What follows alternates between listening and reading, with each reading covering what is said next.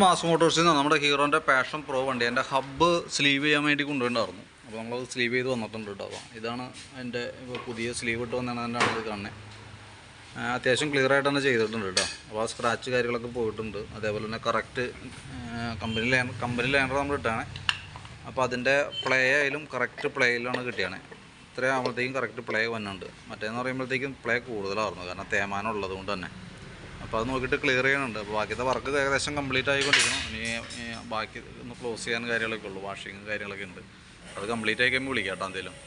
ഹബിൻ്റെ case just ഒന്ന് update ചെയ്തെന്നുള്ളൂ. വണ്ടി ready ആയിട്ട് വന്നിട്ടുണ്ട്.